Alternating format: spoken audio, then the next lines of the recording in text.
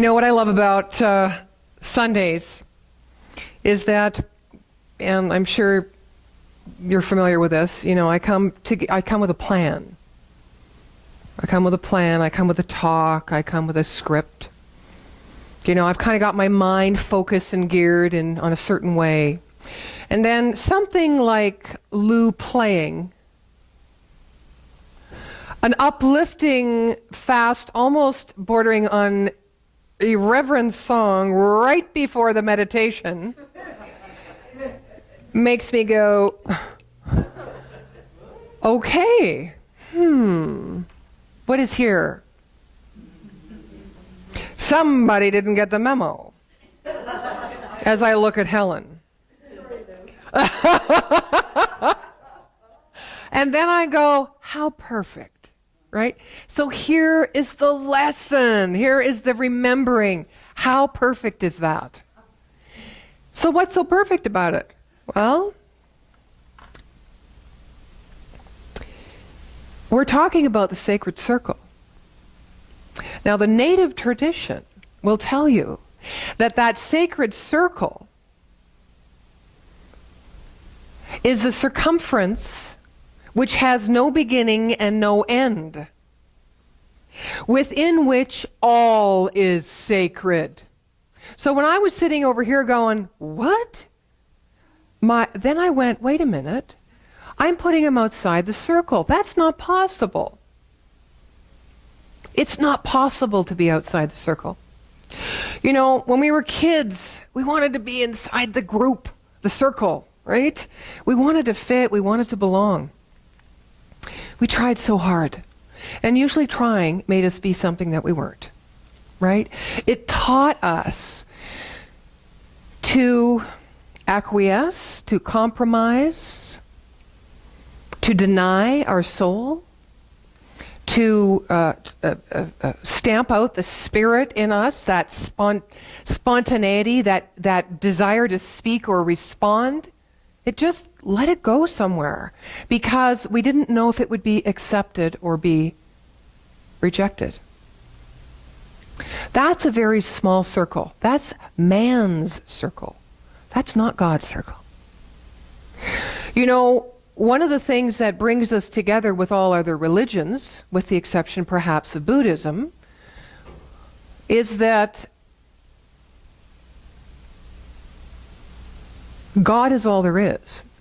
Now, God, this differentiates us, is not a supreme being. It is an intelligence. It is the universal mind.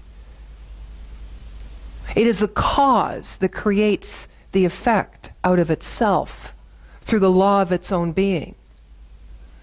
And it is propelled by love. So go back into the childhood. We weren't trying to get in the circle and belong. It wasn't about love. It was about separation. We didn't want to be separate. So by trying and struggling to be what we needed to be, not to feel separate, we increased our experience of being separate. So the talk about the sacred circle is really about, if consciousness creates everything, what creates our consciousness? Eckhart Tolle said that in The Power of Now when he wrote that book. It was the biggest thing that I remembered. If consciousness creates our experience, what creates our consciousness?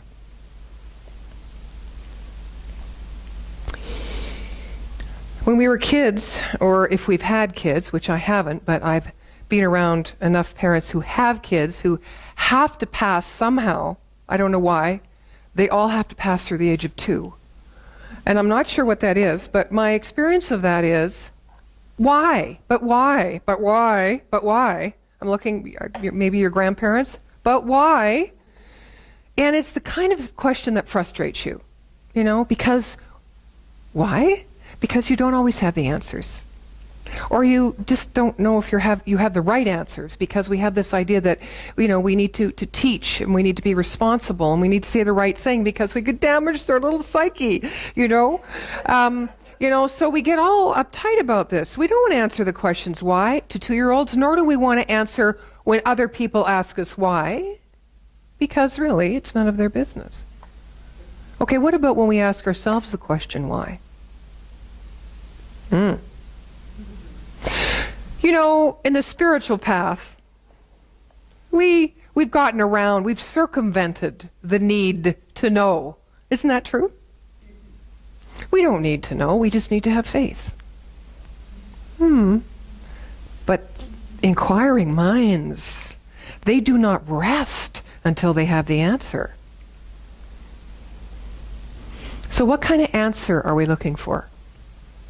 Are we looking for the kind of answer that's going to give us enough of an explanation that we are going to be okay with where we are, with who we are, and what's going on in our life?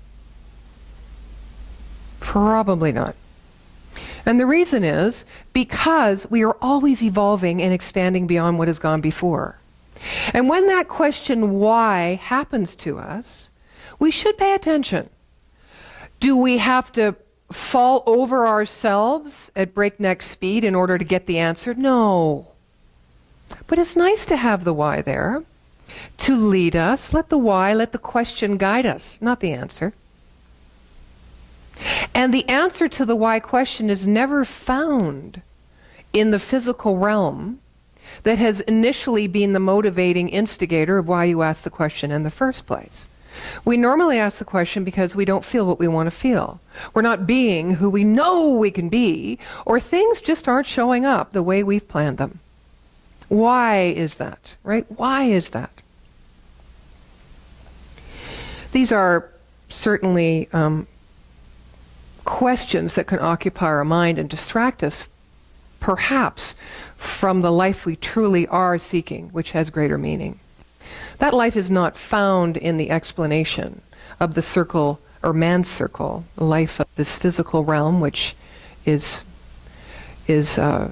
basically predetermined by that which has created us in a way, because predetermined, I mean, can only give of the full of itself always, which is everything it is, love, all the qualities of God, love and peace and joy and prosperity, abundance, truth, light.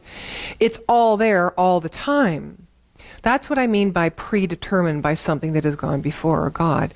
But we also predetermine. You know, that creates the bigger circle. It's like the sandbox that never ends. Or you're on a canoe in an ocean when you can never see the shore. I mean, it's an infinite playground. But man's circle determines or predetermines what our next experience will be or our next thought will be. God doesn't do that. Because God doesn't measure or know big or small. God does not grasp one idea, because God is all ideas. We do that. Man does that. You know, Emerson talks about being self-reliant, which is really the answer to the question why. Even if the answer reveals the fury and pain of self-denial. I think self-denial is another way to say self-judgment. When we judge ourselves, we're judging the lack. We're judging what we are not. We are judging even the fact that we cannot answer the question why, instead of owning our inherent capacity, our magnificence, and the infinite wisdom that lives within us. So denial is another way. Self-denial, denying the greatness within, is another way of saying we judge ourselves. Building sacred community can only arise through the power in partnership with the infinite intelligence and its potential expressions within ourselves. Now, I say that because in community, we always look outside of ourselves to the other, and we often ask questions like I did this morning, why is he playing that? So I've already set him apart, Lou, from myself. When I know that there was energy in writing this talk, there was a greater idea moving down through me that I wanted to express, that what I wrote and planned on these pages could not express. And so because I'd planted that seed of intention of what I didn't even know I wanted to share with you this morning, it arose as a spark in me by listening to Lou. That is how life works. That is what sacred community is all about. When you see the other as in the right and perfect place to reveal through yourself that expansion of who and what you are. When you don't need to grasp and hold on to and make something out of this physical world, or you don't need to grasp it by not making something out of it and resisting it. Either way, you're grasping it because your focus is there. What is the spiritual path? It asks us to breathe and open to a greater possibility. And in that we move from man's sacred circle, because we can only perceive, it's our perception what determines that sacredness is, right? What is sacred, what isn't sacred? What is relevant, what isn't relevant? What is irreverent, what is reverent? We make that up. So at some point, not only do we have to give over by opening and expanding to the idea of the sacred circle of life itself, like in The Lion King, but we have to realize that there is an orderly creative process that will move us through and move through us no matter what we decide to grasp or resist. And that process, the Aboriginal community knows very well. It's called birth. It's called growth or maturity. It's called either reproduction or decay. We won't get into the insects that reproduce and then die by biting the heads off their partner. I want to watch a documentary lately. And the last part is death, of course. So here we have the creative process: birth, growth, decay, and death. Birth, growth, decay, and death, as depicted in The Lion King.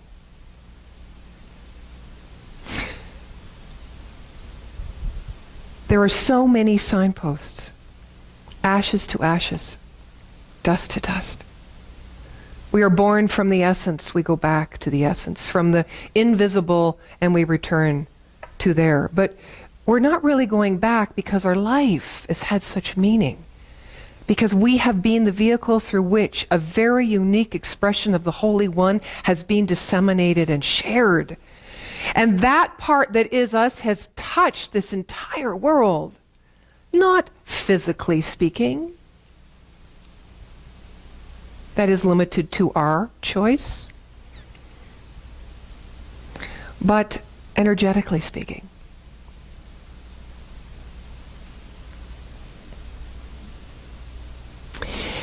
Scientifically, there's only one center to the circle. There's not two centers, there's one. And everything, if you draw a diagram of a circle, or that creative process, so you've got birth, and you've got growth, and you've got decay, and then you've got death. Now, it's interesting. Life is here, death isn't here, because the circle of life is infinite.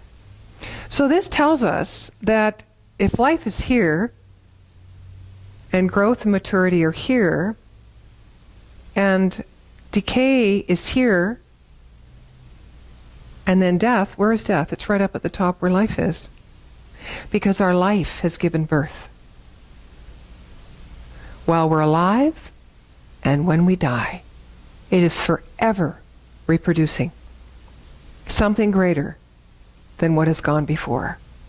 And that is the purpose of our life, but the meaning of our life must be determined by our individual desire and choice, which is secured by our intention and our vision. But man, of course, has put himself in the center of the circle. And we do that, don't we, sometimes? Like I did when I planned here before I was awakened by the music. We put ourselves in the circle because we think we must know. We put ourselves in the circle because we often think we must be responsible for all things, when truly the only dominion we can have is over our own consciousness. And when we know that consciousness begins, and that we are one in the mind of God, acting as the mind of God uniquely, then God comes back into the center of the circle, but not without man. We have become one in the life everlasting. We understand that life and death are one thing, not two things. We understand that there is an orderly universe and a creative process which is always ongoing, that we can tune into, that we can plug ourselves into the wall and allow these natural laws of the universe, like the law of growth, the law of correspondence, that whatever I put out in mind, whatever seed I plant in my conscious mind falls into my subconscious. And as the portal through which the universal subjective mind, because it's all one mind, this is the absolute mind, the mind of God, and this is the relative mind, the mind of man, are really connected. And as we work together in the power of partnership, we don't effort.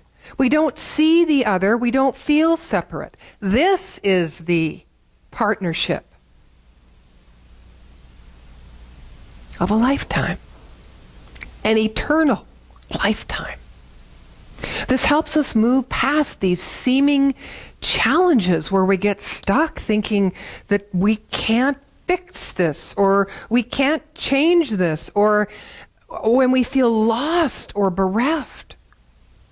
We feel alone.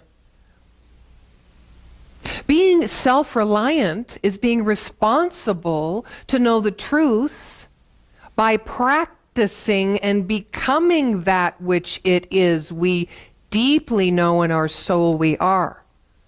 That's our responsibility. Not creating some plan that I think is going to be good to share, because nobody needs to know anything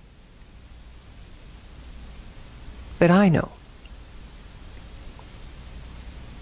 Somebody once said that when you know you don't. And when you know you don't know, you own nothing. And if you own, or you do not own that knowledge, then all you can do is share. And how do we share? We share by our demonstration. We share by how we live our life, not by what we think we know. We give of ourselves. I was thinking about the sacred circle this morning, and I thought, if it's all one thing and everything's sacred within it and everything is interdependent, and then there's a divine order and a system and all this, then I thought, well, that's kind of boring. I thought I'm just kind of one with everything. Now, that's a very revealing thought, because we have strived for so long to stand for something special and unique to give our life meaning, to make ourselves feel worthy, like we have value. Not just like the other guy. The other guy's doing this, or a group of other people are doing this, but I am standing for something different. Could it be important? What other words are associated with that? Special? I don't.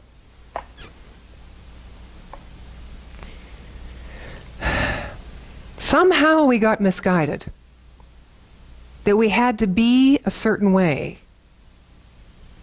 speak a certain way, and think a certain way in order to have value as a human being, and in order for our lives to mean something. So if I'm a part of this God circle, then obviously I'm a part of man's circle, because it's the same thing. Then where really is my uniqueness? So here's what I found out. My uniqueness is in allowing myself to be authentic and real, open and true in every moment. That is my uniqueness. Because in that, I allow what I cannot describe or know that God is to speak and to have its way with me and allow its radiant, expressive, expansive energy to light, to shine light, even if it is by means of my darkness. If I am true, if I am authentic, and I throw spontaneity in there,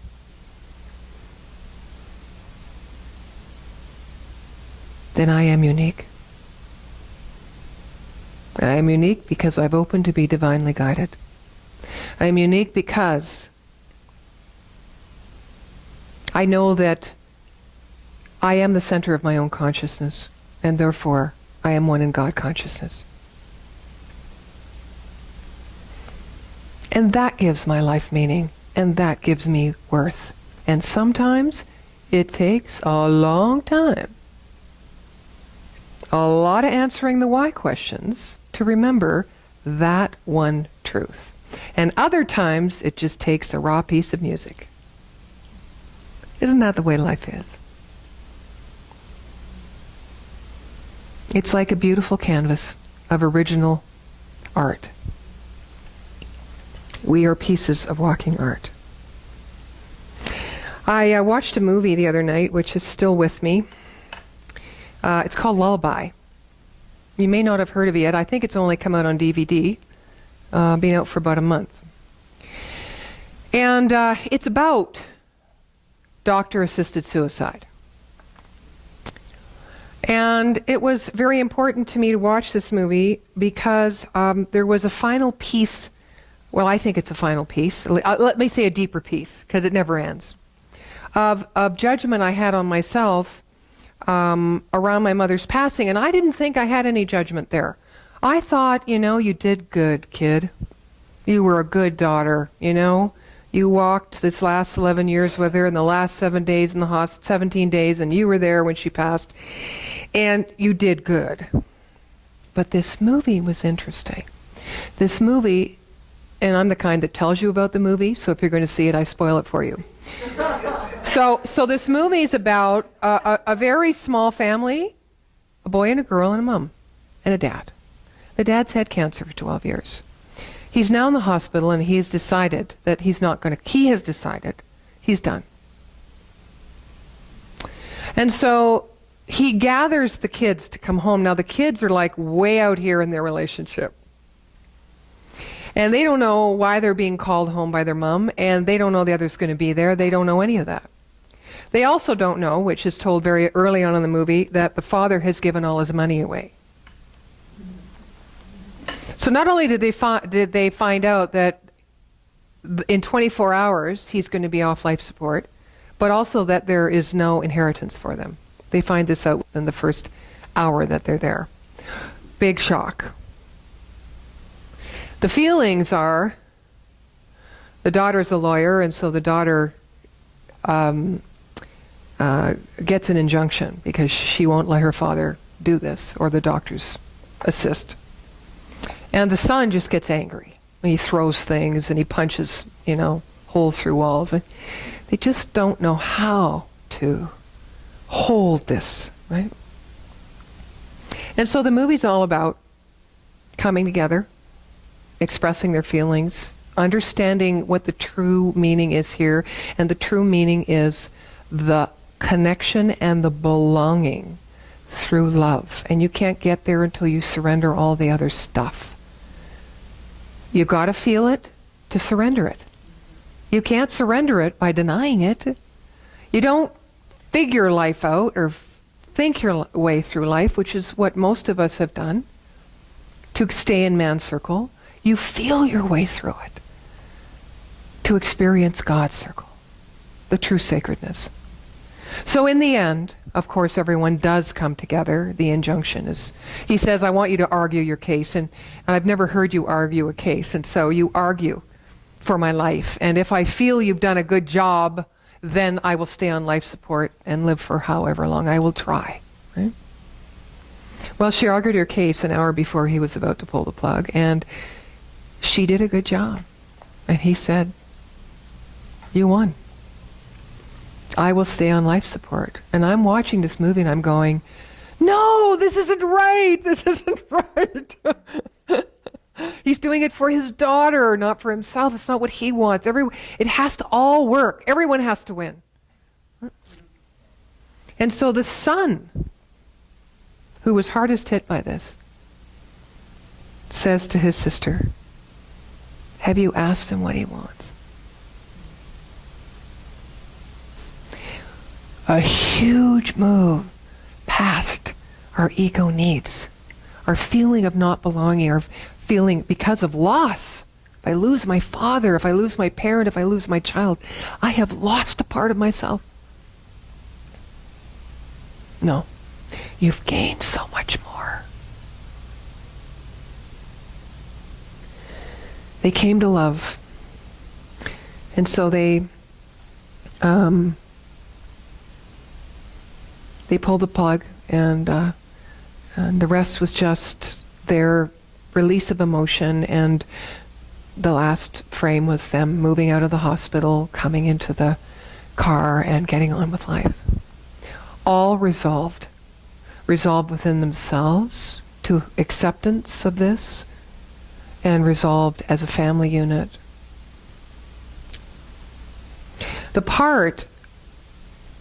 The healing part for me was the night before. The son was with the father, and the doctor came in, or the nurse came in and said, "Why don't you lie with your father and help him feel safe?" And I thought to myself, I didn't do that. I missed that. I missed it. How could I miss it? And I thought, the lesson for me was here, the gift. I did what I felt, what I've always known my mother to want. I left her alone to be independent, to look after her own needs. I didn't interfere with her process. I was there, I gave my love, but not the way I would, if I went into my real emotional self, the way I would have given it. But I gave it the way I knew how to give it in relationship to my mother, because she taught me how to stay separate. And when I saw that, and I saw the movement of that young boy who was so angry at his dad for so many years, to the admission of what was keeping him separate emotionally, to the moving and breaking through that barrier, to coming and lying with him and holding him. My first, after my feeling of that, was I judged myself. Wow.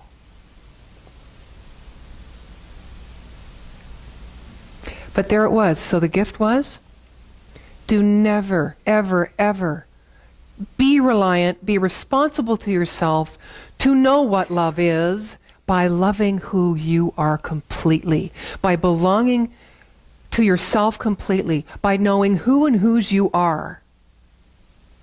And not to be deterred by what has gone before, by former barriers, by what you think is going on, and just give yourself in love. That was my gift. You know, you go through something like that and you think, wow, that's profound. I will always remember that. You think that's it. But there's always more. You're smiling because you know these things. There's always more. And so the sacred circle of life is about, yes, the movement of birth to death, to life, to death. It is eternal, never ending. So live in God's circle. Know that there's only one center to the circle, and that center is always accessible through the love and the care you take by the quality of consciousness that you carry within not just your intellect, but your heart and the way you be and walk in this world. May the circle be open, but unbroken. May the peace of the goddess be ever in your heart. Merry meet and merry part, and merry meet again. And so it is. Amen.